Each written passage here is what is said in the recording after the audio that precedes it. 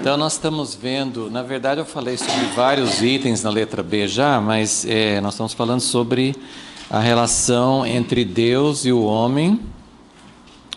Falamos sobre o item 1, que o homem foi colocado por Deus no jardim.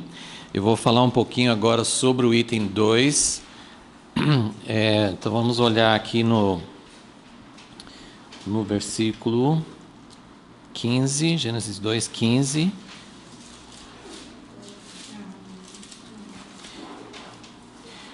Alguns aspectos, como falei assim, na próxima aula, nós vamos falar mais sobre o que significa, não que eu saiba, né, mas nós vamos falar sobre isso, né? O que significa a árvore do conhecimento do bem e do mal? É uma pergunta muito séria, talvez a pergunta mais séria que as pessoas fazem, assim, se Deus fez tudo perfeito, colocou o homem num jardim tão maravilhoso, por que tinha que ter essa bendita árvore ali, né? Porque se não, a ideia é, se não tivesse a árvore, não teria acontecido todo esse mal na humanidade. Mas é claro que a situação não é tão simples assim. Mas hoje nós só estamos vendo os aspectos do jardim, o que tinha no jardim, e no versículo 15... Deus colocou o homem, né? A segunda vez que ele fala que Deus colocou o homem no jardim, e ele coloca essas duas funções, essas duas partes da função do homem no jardim, que o homem foi colocado no jardim para cultivar e guardar. Mas só para a gente se situar no esboço, na verdade eu já falei sobre os outros itens que vêm depois, que Deus deu liberdade total, toda essa questão assim, depois nós vamos entrar no capítulo 3, que vai falar do pecado em si, então a gente vai continuar falando sobre essa questão das duas árvores e quais as implicações. Mas hoje nós só estamos querendo ter uma visão do que tinha no jardim e qual a relação de Deus com o homem. Então, Deus deu a missão para o homem, assim como ele já tinha falado no capítulo 1 sobre sujeitar e dominar a terra. Então Deus criou o homem com um propósito. Deus não fez o homem e falou assim, faça o que você quiser, fique à vontade. Não, tem um propósito, nossa vida tem um propósito, e a gente só consegue ser feliz, porque a maioria das pessoas acha que o propósito da vida é ser feliz. Então, se você procura ser feliz, você perde o propósito da vida. E é uma coisa bem interessante, que se você, como Jesus falou, assim, quem procura achar a sua vida vai perder, quem perder a sua vida vai achar. Então, é uma coisa muito interessante. Uma das coisas que abriu muito minha mente para entender isso foi a autobiografia de C.S. Lewis, porque ele fala sobre a busca dele por felicidade. E ele teve umas experiências antes da conversão, que ele tinha ele olhava assim, a primeira experiência, acho que ele era garoto ainda, ele viu uma jardineira, um tipo assim de uma caixa com algumas plantas, acho que era bem bonita assim, mas ele olhou para aquele jardinzinho, né, aquelas plantas naquela jardineira, e ele teve uma experiência assim que ele chama de alegria, né? A autobiografia dele é chamada Surpreendido pela Alegria, porque ele teve várias experiências antes de conhecer Jesus. Ele se tornou até ateu por uma boa parte, por um bom tempo, mas ele teve experiências assim de ter uma alegria que não é uma coisa rasa, superficial, mas era de ver assim as luzes no céu. Ele olhava para alguma coisa na natureza e ele entrava como se tivesse assim uma coisa superior, uma coisa diferente. E aí era uma coisa assim, talvez de segundos, eu não lembro se ele fala assim, tinha duração, mas era uma coisa rápida.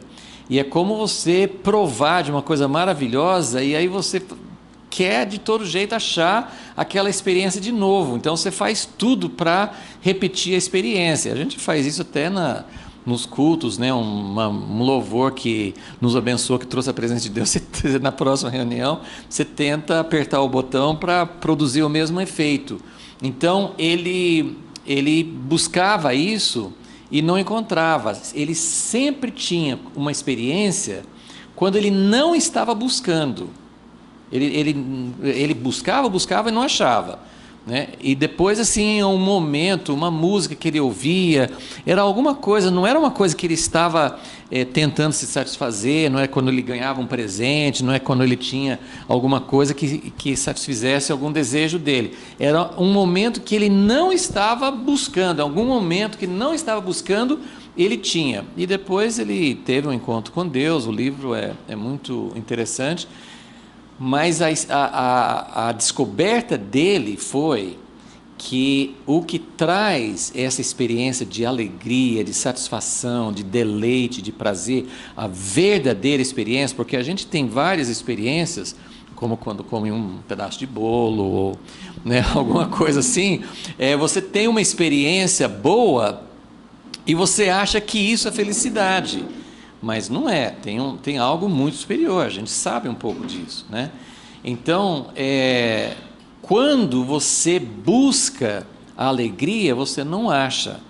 E quando você busca Deus, quando você encontra a fonte da vida, e não é uma busca por Deus para se satisfazer, é uma busca de Deus por Deus.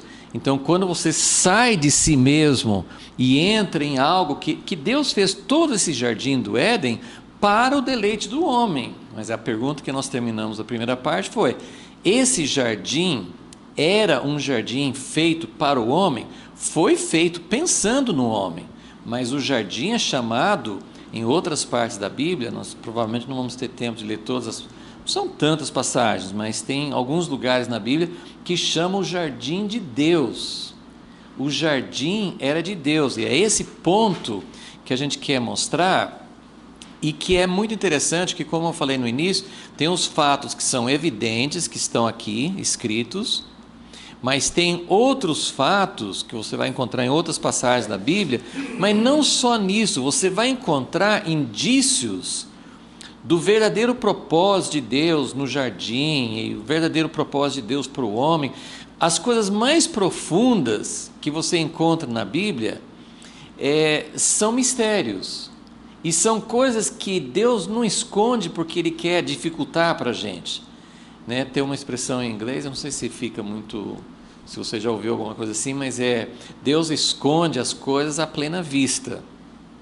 Então, assim, as coisas são evidentes, as coisas não é uma charada, não é uma coisa que só, né, os gnósticos e outras seitas durante toda a história, eles achavam assim que as coisas profundas de Deus só podiam ser alcançadas por pessoas muito profundas, muito estudadas, muito, assim, você tinha que ser uma pessoa muito elevada, de um nível muito elevado, né, como aquelas ordens da maçonaria, né, assim, que você vai alcançando assim uma ordem superior, aí você tem condições de entender. Não, Jesus falou assim: graças te dou, Deus, porque o Senhor escondeu dos sábios e revelou aos pequeninos.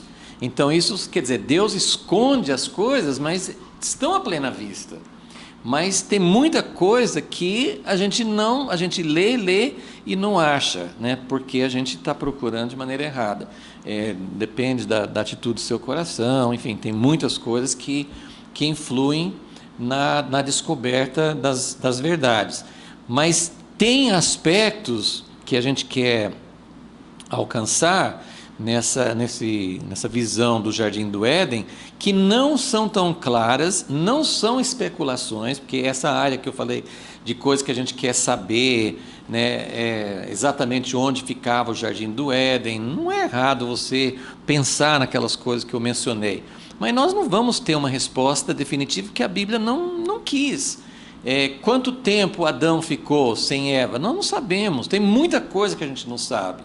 Então, as perguntas muitas vezes que nós fazemos não tem resposta, mas Deus colocou as coisas importantes. Então, é isso que a gente quer descobrir. Então, essa alegria que C.S. Lewis descobriu, quando ele não estava procurando a coisa em si, quando você acha Deus, quando você acha a fonte da vida, você tem uma experiência que é fantástica, e o Jardim do Éden representa isso, ok? Então, nós falamos então sobre o 3, 4 e 5, então nós só vamos dar uma olhada aqui no item 2, que são as funções do homem, que é cultivar e guardar o jardim, tá? A gente só quer... tem uma parte aqui do outro lado, que é o contato diário com Deus, né? Que a gente descobre, na verdade, no capítulo 3. E o capítulo 3, assim, só para também tocar nesse ponto, contato diário era entre o homem e Deus. Você sabe que no capítulo 3, depois que eles tinham comido do fruto proibido, fala o versículo 8, ao ouvirem a voz do Senhor Deus que andava pelo jardim no final da tarde. Aqui não diz que Deus vinha todos os dias ao final da tarde, mas a gente subentende isso, né?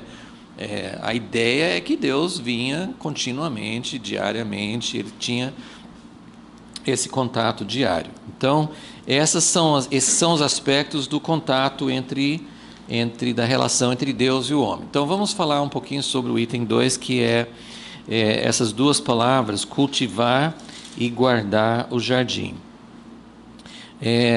Aquilo que muita gente chama atenção, acho que é totalmente verdade, esse versículo mostra que o trabalho não é fruto do pecado, né? Muita gente fala assim, não, se não fosse Adão, eu não tinha que ficar trabalhando todo dia, né? Não fosse o pecado. E aqui mostra que o cultivar, que né, na verdade ele já falou antes, no versículo 5, não tinha homem para lavrar a terra, é a mesma palavra. Então, o trabalho é antes do pecado. Então, o trabalho é divino, o trabalho é algo que Deus nos fez para essa finalidade. Então, quem está esperando a vida eterna como uma eterna aposentadoria, já pode se preparando, que não né? Graças a Deus, eu não ia gostar nada da ideia assim, de ficar a eternidade sem fazer nada, né? Eu acho que a ideia realmente assim, Deus é dinâmico, é vivo, ele vai ter muitos e muitos desafios, a vida eterna vai ser sempre, cada momento, não tem momento, não tem dia, mas a gente não sabe outro jeito de falar, né? Mas cada momento vai ser uma nova descoberta, uma nova aventura, vai ser maravilhoso. Mas então, assim, o cultivar e guardar é antes do pecado, então é o propósito de Deus. Mas essas duas palavras, elas têm vários significados, mas tem um aspecto especial que eu queria mostrar para vocês. Essas duas palavras muitas vezes aparecem juntas em relação a um trabalho sacerdotal. Vamos olhar no livro de Números.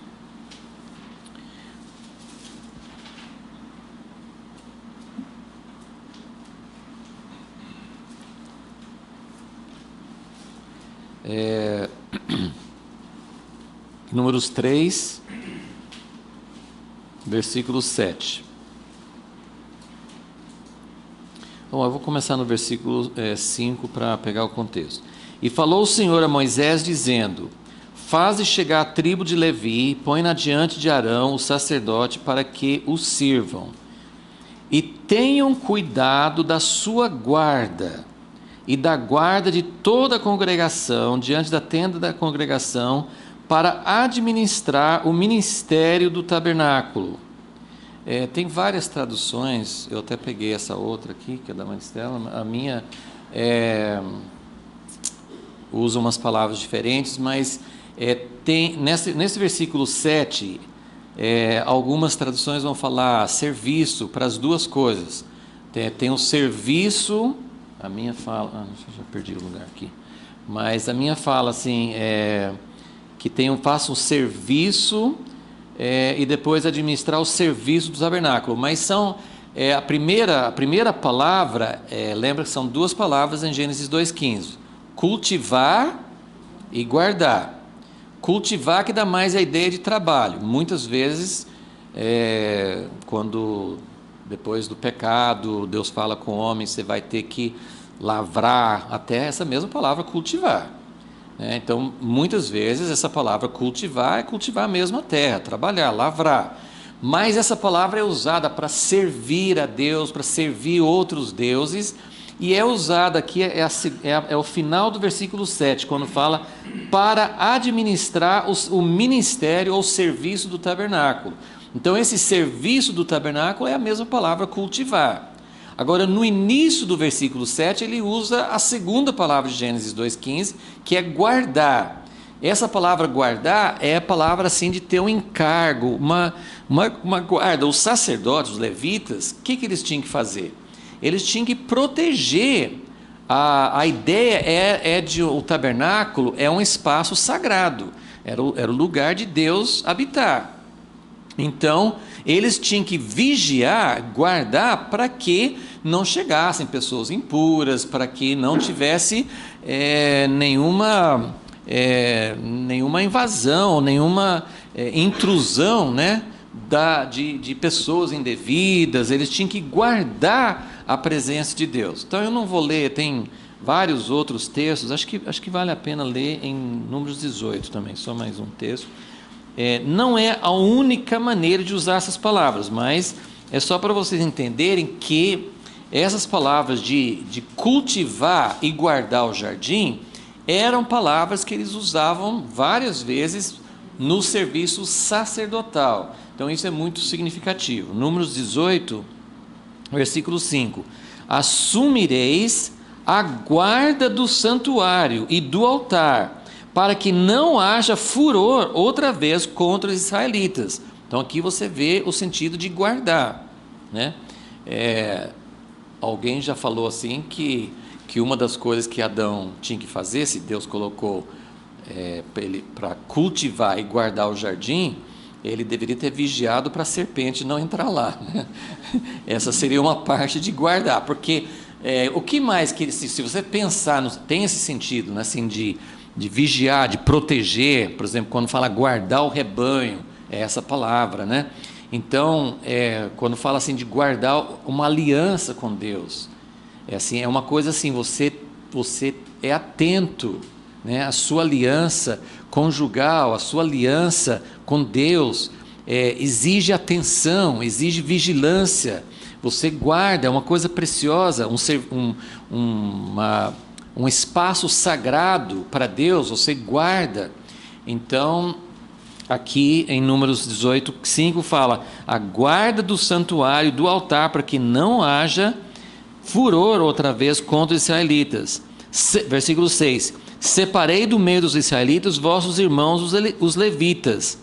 Eles são uma oferta ao Senhor para realizarem o serviço. Aqui já é a palavra cultivar. Realizar o serviço, é trabalhar o serviço, né? Então, isso dá uma ideia.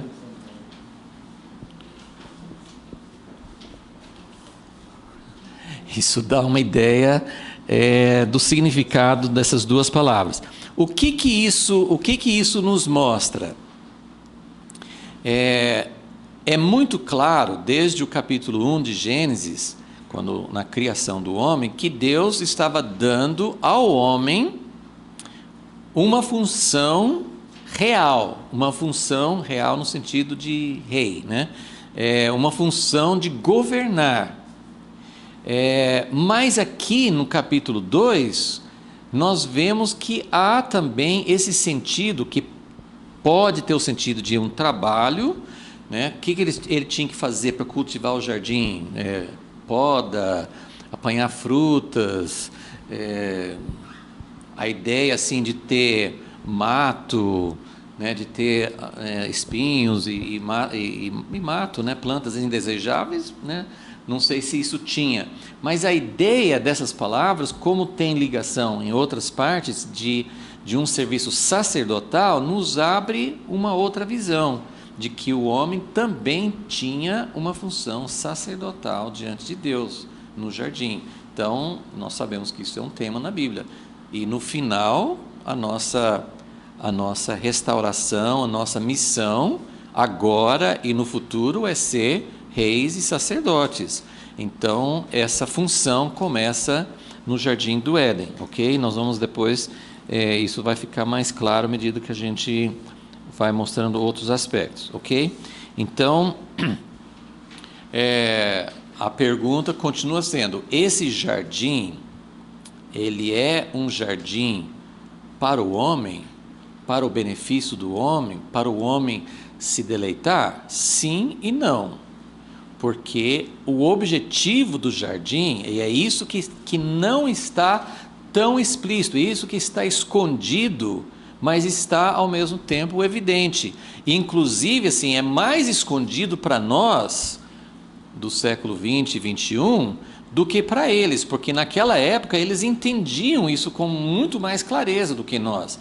E quem estuda essas coisas sabe que outros povos pagãos da Babilônia, do Egito, de outros povos ali em volta, eles tinham as suas histórias da criação que às vezes tinham alguns aspectos semelhantes. E uma coisa que era muito comum entre eles é que o Deus ou os deuses onde eles habitavam, no templo, no palácio dos deuses, tinham esse tipo de jardim.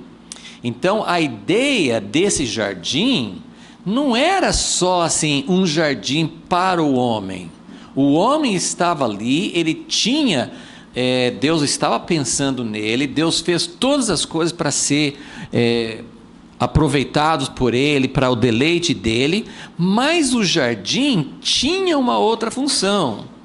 E isso, como eu falei assim, talvez para os povos daquela época era uma coisa mais clara, mas a gente precisa ir buscando isso em alguns outros lugares, tá? Então, bom, então a letra B nós já vimos. Então tem todos esses aspectos aí, tinha contato diário com Deus. Então vamos para a letra C e vamos só buscar algumas outras passagens na Bíblia para ter um pouquinho mais de entendimento sobre esse lugar, o Jardim do Éden. E já no número 1 eu coloquei assim: um lugar sagrado, um templo-jardim. Então isso é uma coisa que a gente não escuta muito assim. O Jardim do Éden era para ser, na verdade, um templo. Deus tinha interesse em habitar ali. E essa é uma das coisas fascinantes, quando eu falo assim, é escondido, mas ao mesmo tempo claro.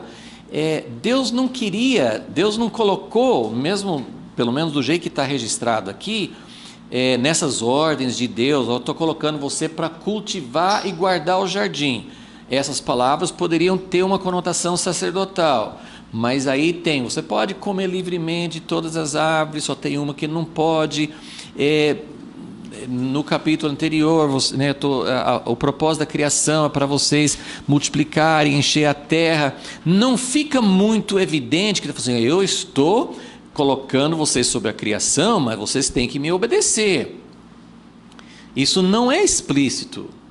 Deus deu uma ordem explícita, que era não comer daquela árvore, mas essa ordem é como uma criança que muitas vezes não sabe por que o pai falou que não pode abrir essa porta. Às vezes não sabe, mas tem que obedecer. Então, de alguma maneira, assim, eles tinham essa ordem. No diálogo da mulher com a serpente, no outro capítulo, ela não entendia muito por que Deus, né? Tanto é que a serpente começou a falar assim: sabe por que Deus deu essa ordem?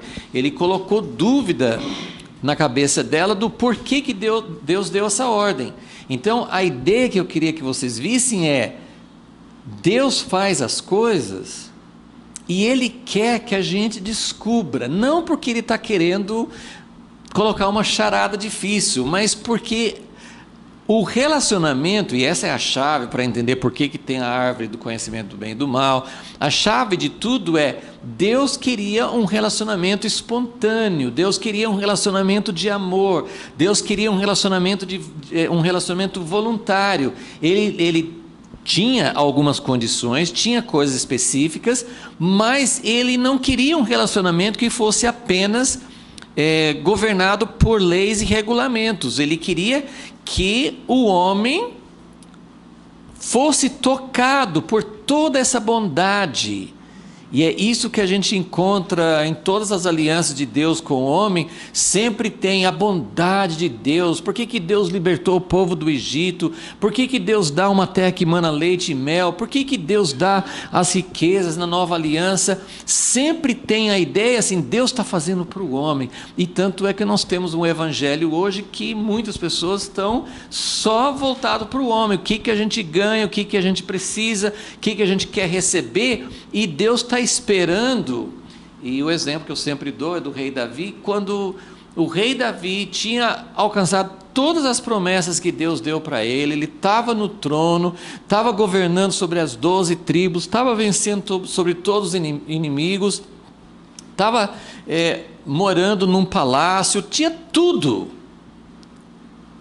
Davi sentou um dia e pensou: eu tenho tudo isso aqui, mas Deus não tem um lugar para morar. Eu teria dificuldade de chegar nessa conclusão, porque eu acho que Deus tem um palácio maravilhoso em outro lugar, né? Mas Davi chegou à conclusão de que Deus queria morar na terra, e para morar na terra ele não tinha um lugar. E o diálogo em 2 Samuel 7 é exatamente isso. Como Davi faz a oferta para Deus: eu quero fazer uma casa para o Senhor. O profeta volta e fala assim: não, você não vai fazer a casa. Mas ele mostra que Deus ficou simplesmente estupefato com o fato de que Davi descobriu o que Deus queria. Que ele falou assim: eu nunca falei nada, como é que você descobriu? E todo mundo sabe que vive num relacionamento conjugal, geralmente é mais a mulher que não fala o que ela quer, né? O homem fica assim: o que eu posso dar, o que vai agradar, e a mulher não fala. Pode acontecer o inverso também, né? Mas num relacionamento assim, se você realmente ama, você não vai descobrir o que eu quero. E Deus é assim, Ele está esperando a gente descobrir o que Ele quer, ok? Então, vamos só... as informações adicionais, na letra C, eu coloquei duas coisas. Que o Éden era um lugar sagrado, era um lugar da habitação de Deus. Isso não fala em Gênesis 2. Então a gente não tem essa informação, mas está nas entrelinhas. E a outra coisa é que tem um monte, né? Como eu mostrei no diagrama, não fala que no Éden tem um monte. Então, de onde que a gente tira essas ideias, ok? Então, vamos para Ezequiel 28.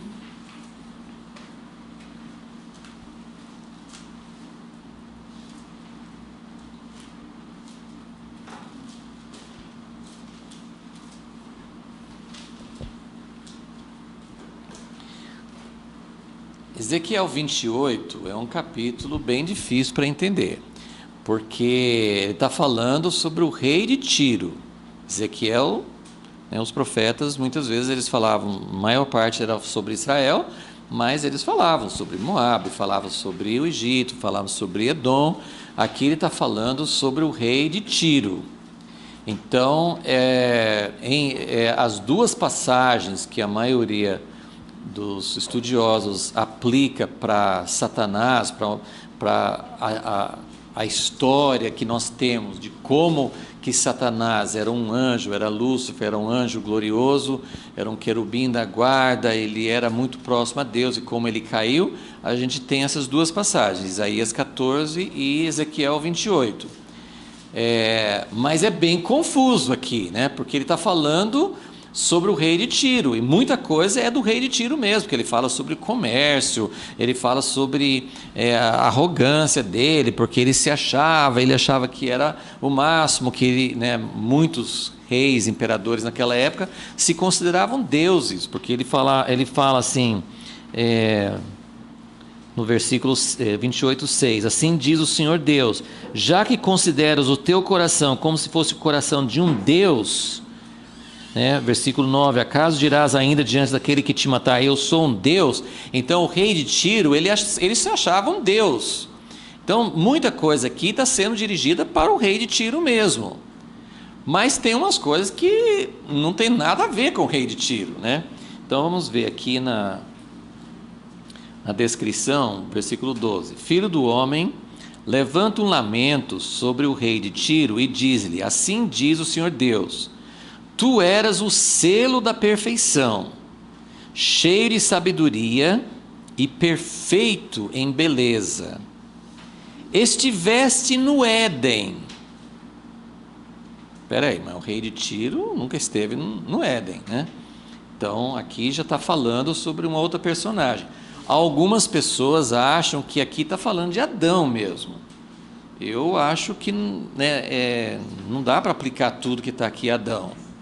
Mas aqui entra uma questão mais ou menos assim. O que aconteceu com Lúcifer antes? Né, Lúcifer era criação de Deus, ele se achava também o máximo. Em Isaías 14 fala assim que ele queria ser acima do próprio Deus, que ele queria colocar o trono dele acima do próprio Deus, ele quis ser mais do que Deus. E aqui também fala sobre o Éden e faz uma descrição. E o que a gente pode entender? Eu sei que isso aqui é um assunto meio complexo e também tem muitas coisas que a gente não pode afirmar categoricamente, mas o que a gente pode entender? Falando do rei de Tiro, referindo-se a alguma coisa que deve ter acontecido antes da criação do homem, mas falando do jardim do Éden, o que mostra que nós temos muitos indícios de que aquilo que Deus faz aqui na terra é um modelo, é uma cópia daquilo que tem no céu. O próprio tabernáculo, o templo que Deus mandou fazer aqui é uma cópia. Moisés viu e fala no livro de Apocalipse que tem o original, né? O original do templo está lá no céu. Moisés viu e recebeu a instrução para fazer conforme tudo que ele viu no monte. Então, o jardim do Éden parece-me que também existia antes da terra, num lugar onde, tem muita coisa que a gente não sabe, assim, aqui cabe muitas perguntas, mas a ideia é que ele estivesse no Éden, jardim de Deus, tu te cobrias de toda pedra preciosa. E aí fala uma série de pedras preciosas. De ouro foram feitos os teus tambores, tuas flautas, eles foram preparados no dia em que foste criado. Eu te coloquei com o querubim da guarda. Estiveste sobre o monte santo de Deus.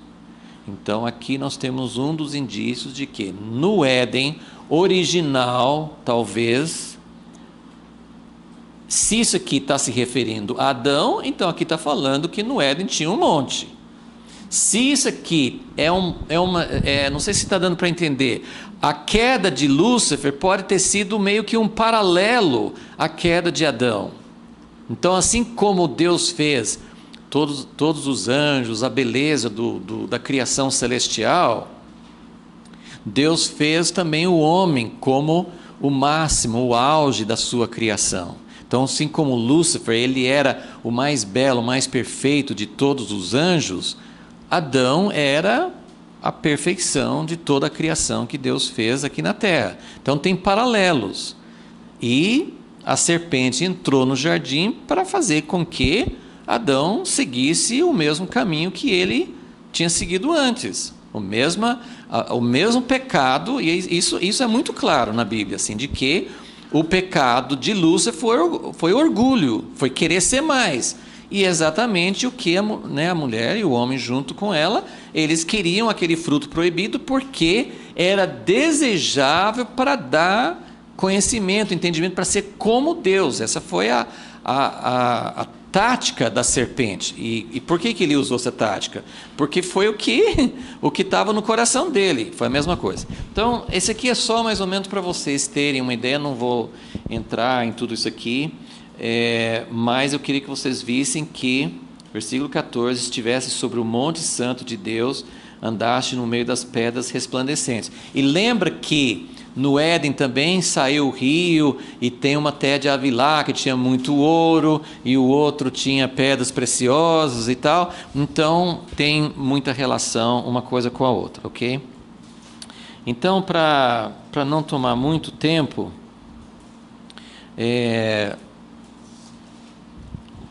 esse lugar do Éden, agora vamos só ler alguns textos rapidinhos para mostrar como que outras partes da Bíblia comparam o jardim do Éden, né? Em Gênesis 13, acho que eu vou só citar alguns, não vou ler todos. Gênesis 13, 10 fala sobre Ló, como ele foi, quando ele se separou de Abraão, ele foi para Sodoma e Gomorra, e ele viu lá uma planície bem regada, como o jardim de Deus, como o jardim do Éden, né? Então essa era a ideia, assim, de que era um lugar assim, com rios, com muita irrigação e com muito viçoso, né? Com crescimento, com Isaías 51, 3, vamos ler, Isaías 51,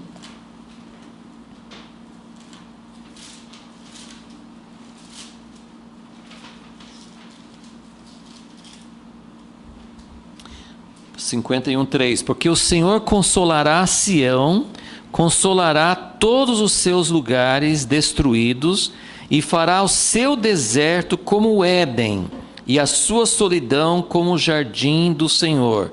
Então eu queria que vocês vissem essa expressão. O Éden é chamado assim de jardim do Senhor, ok? Então nela haverá gozo e alegria, ação de graças e som de cântico. Ezequiel 36, 35.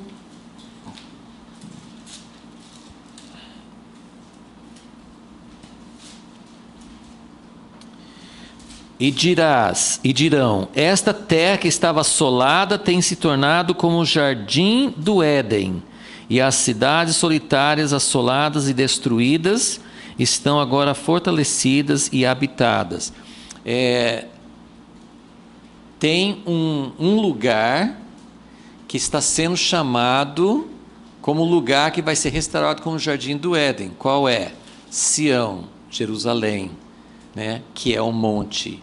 E aí você tem vários lugares, Isaías 2:2, que fala que o monte da casa do Senhor vai ser elevado. Quando a Nova Jerusalém desce, ela desce sobre um monte. Então, a ideia de que, primeiro, o Éden é um lugar onde Deus queria ficar com o homem. Deus não fala assim, olha, esse aqui é minha morada, você tem que fazer as coisas para mim. Mas era implícito, o Éden era um lugar sagrado, então envolvia essa função sacerdotal, e é daí que a gente tira essa ideia de que, como tinha um rio, né, esse rio provavelmente nascia num monte. Esse monte, se a terra veio, né, Deus duplica, Deus replica na terra o modelo que tinha no céu. Então a ideia original, que foi encerrado logo por causa do pecado, mas a ideia original era, Deus queria replicar na terra esse modelo de um monte santo, do lugar que ele está no céu, porque aí você tem muitas descrições na Bíblia, assim, de como Deus está no Monte Santo, do santuário de Deus e tal. Isso seria uma coisa que ele faria aqui na terra, e o jardim do Éden, que era o lugar onde o homem ficava próximo a esse monte. Então o homem teria acesso a essa morada de Deus. Deus já morava ali? Não sabemos, mas era um plano de Deus de que esse lugar fosse um lugar sagrado. E esse lugar sagrado, a habitação de Deus, a gente sabe disso também por causa do fim. No final é isso que vai acontecer. Então o final está cumprindo o que Deus queria, o que era o propósito de Deus no início. Ok? Então dá uma olhada mais uma vez no diagrama para você ver essa comparação.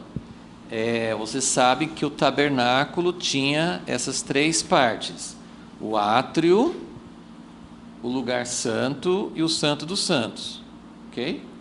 Então, o Éden também, dentro dessa ideia, teria 3 partes. Teria o monte de Deus no centro, onde Deus ou já estava habitando, onde ele pretendia habitar.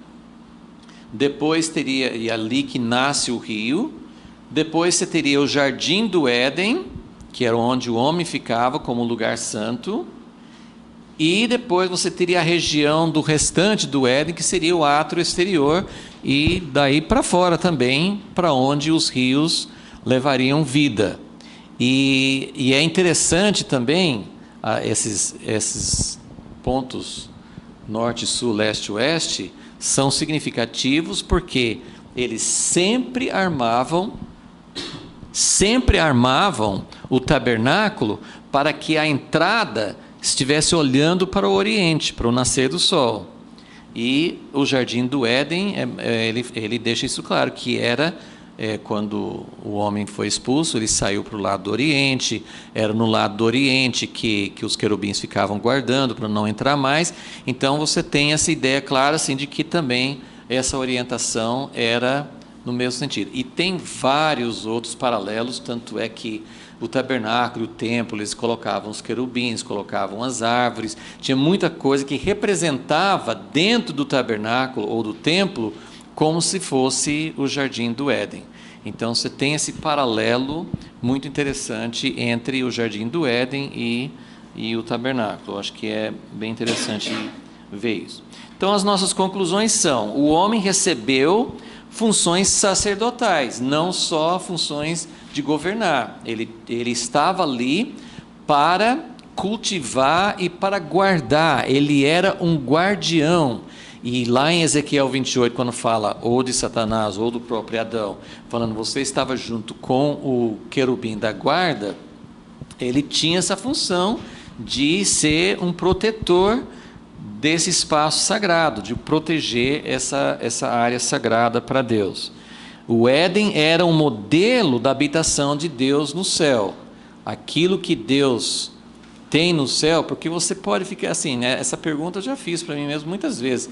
Mas se Deus tem, né, todos os homens, os profetas, os homens que puderam ter uma visão do céu, está tudo maravilhoso lá. Por que Deus quer outra casa? Você ia querer uma casa na terra se você tivesse tudo que Deus tem no céu? Né? Ele tem anjos, ele tem os querubins, ele tem todas aquelas coisas, né? Arco-íris, ele tem tanta coisa maravilhosa, né? Mostrando a glória dele no céu, mas ele criou a terra com a intenção de que o homem fosse como os anjos, né? A Bíblia fala que nós somos criados abaixo dos anjos, porém com uma missão até de governar os anjos. Então, ele colocou a gente para desenvolver aqui, no mundo visível, aquilo que ele tem no invisível. A minha teoria, claro que todas as teorias são incompletas, porque como que a gente vai entender Deus? Né? Meu netinho já falou com o pai dele que ele não consegue entender Deus. Né? Falou assim, ó, com 3 anos ele já não consegue entender Deus e já fez uma grande descoberta, né? Mas assim, como que nós vamos entender Deus? Mas uma coisa assim que a gente tenta compreender um pouco esse objetivo de Deus, esse desejo de Deus, é que Deus está, a Bíblia fala assim, Ele é invisível, ninguém pode ver Deus, Ele é maravilhoso, Ele está além do nosso conhecimento, mas Ele quer ser conhecido. Então, o anseio de Deus, pelo que eu consigo captar, é de trazer tudo aquilo que é invisível, que está nesse lugar, nessa dimensão, nesse mundo espiritual que a gente não entende muito. Ele quer trazer tudo isso para o visível, porque aquilo que você tem na sua mente, se você tem uma ideia, um plano maravilhoso, mas ninguém sabe, está só na sua mente, você acha que é suficiente ou você gostaria de expressar? né? A pessoa que cria, que inventa uma coisa, ele tem na mente dele, mas ele precisa criar. A pessoa que tem uma história, escreve um livro, tudo é trazendo do invisível para o visível. Deus é isso muito além de qualquer artista ou escritor ou inventor. Ele tem algo tremendo e ele nos criou no mundo físico visível. A vida eterna não vai ser uma vida invisível e real, vai ser uma vida na terra, corpos espirituais, mas corpos mesmo, e ele quer demonstrar, expressar aquilo que está no invisível. Então, eu acho que isso é tremendo para a gente entender o que Deus, pelo menos, começar, né, a entender um pouquinho do que Deus quer. Então, o Éden era um modelo da habitação de Deus no céu, e é também um modelo do propósito final de Deus para o homem e para a sua criação, porque tudo que nós vemos nas Escrituras, né, principalmente no livro de Apocalipse, mas tem outras visões, nos profetas, né, como esses que a gente leu, Ezequiel, Isaías, eles falam sempre sobre uma terra restaurada que vai voltar a ser como Éden, só que cumprindo de uma forma muito mais completa a sua função. E eu quero terminar lendo 2 ou 3 versículos nos Salmos, para também enfatizar essa questão de que o jardim é de Deus. O objetivo implícito não é, Deus não colocou assim, olha, estou colocando você aqui, mas isso aqui não é para você, você tem que viver para mim. Essa coisa de servir a Deus, de adorar a Deus, inicialmente não era, ele não colocava isso. Depois, na aliança com Israel, ele vai falar, né, vocês têm que amar a Deus sobre todas as coisas, mas isso era para ser uma coisa, uma resposta do nosso coração, sem ter que mandar. Só que o lugar da presença de Deus é um lugar de delícias. Então, a gente precisa, quem pensa assim, não, a vida cristã não é para a gente se satisfazer, tem um outro extremo, né? Tem o evangelho que é muito voltado só para o que o homem quer, mas tem também um aspecto assim, não, para servir a Deus, né? Tem que se negar a si mesmo, a gente tem que viver uma vida de cruz, né? de não ter nada para si. A presença de Deus é fantástica, é maravilhosa, como C.S. Lewis descobriu só nos vislumbres, só nos relances. Quando você entra e tem um contato com Deus sem procurar algo para satisfazer a si mesmo, você tem uma alegria, um gozo, uma dimensão de prazer em Deus que a gente não conhece. As pessoas que pensam, tomara que Jesus não venha antes que eu consiga, né, me casar, ou antes que eu consiga chegar no topo daquilo que eu quero, realizar minha ambição, sabe assim, porque quando a gente está envolvido em coisas aqui, a gente tem objetivos, né? Eu quero ver meus netos, eu quero ter uma experiência que eu nunca tive, eu quero viajar, e se Jesus voltar, não vai ter nada disso. Não podia ter nada mais longe da verdade, porque a experiência, um outro livro do C.S. Lewis que é maravilhoso, é o Grande Divórcio, que ele mostra assim, quanto que a vida eterna é muito mais real. Ele compara assim, eu acho que é nesse livro que ele fala assim, que você vê um quadro cheio de frutas gostosas, é um prazer você olhar para alimentos, ou para um parque bonito, para a natureza. Você vê isso num quadro, ou na televisão, ou numa foto, é uma coisa. Agora, você está ali presente, é outra coisa. E o que nós temos aqui, todas as nossas melhores alegrias aqui, são como ver num quadro. Nós não estamos experimentando o real. Então, vamos lá. Salmo 16.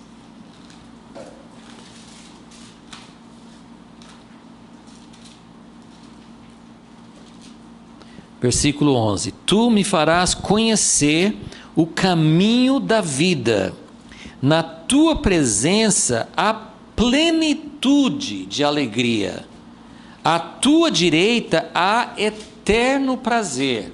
A gente não sabe o que é isso ainda. A gente tem, assim, na vida de comunhão com Deus, a gente tem algumas amostras, né? Mas a gente não sabe, assim, o que é viver assim.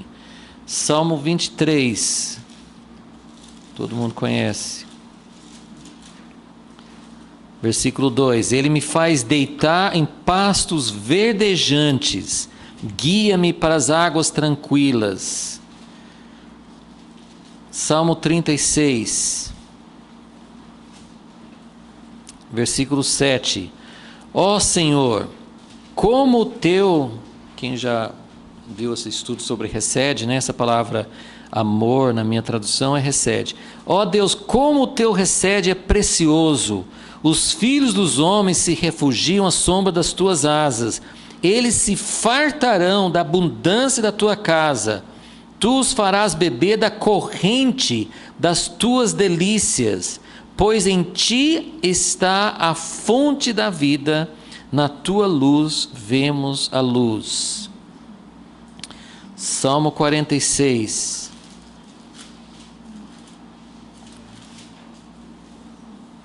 Versículo 4: Há um rio cujas correntes alegram a cidade de Deus, o lugar santo das moradas do Altíssimo. Deus está no meio dela.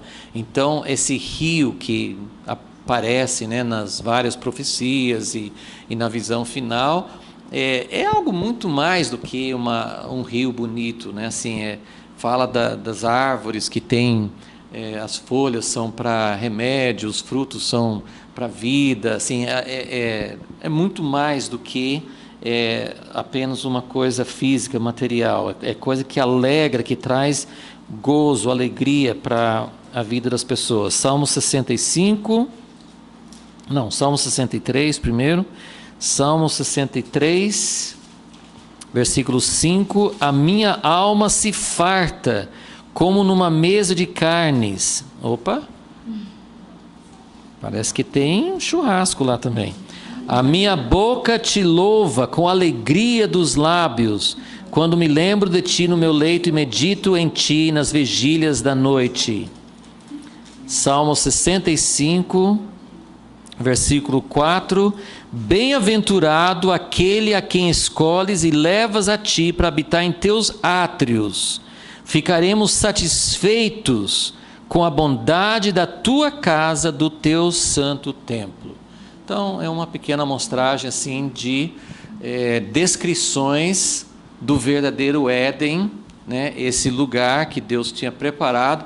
Então, eu quis transmitir, não sei se deu para vocês entenderem, o jardim é o jardim de Deus, é o lugar para a morada dele. Nós fomos colocados lá para cultivar e para guardar, que significa que esse cultivar e guardar, ele tem muito a ver com manter a ordem, a harmonia, né? Muitas pessoas, nós às vezes tentamos resolver um problema nosso isoladamente. Por exemplo, eu quero cura, eu quero emprego, eu quero suprimento de tal necessidade. A gente isola uma coisa, mas a ordem de Deus, ela atende todos os aspectos da vida. Nós somos completamente curados quando a gente entra nessa harmonia, nessa ordem de Deus. Então, se deu para entender alguma coisa nesses 2 capítulos, né, de Gênesis, ele fala de Deus tirando ordem do caos, Deus colocando a ordem dele. Ele tem tudo no seu devido lugar. E quando Deus chega no fim do capítulo 1, ele fala: ele viu tudo e tudo era muito bom, porque não era só bom individualmente, era bom porque tudo fazia parte de uma harmonia perfeita.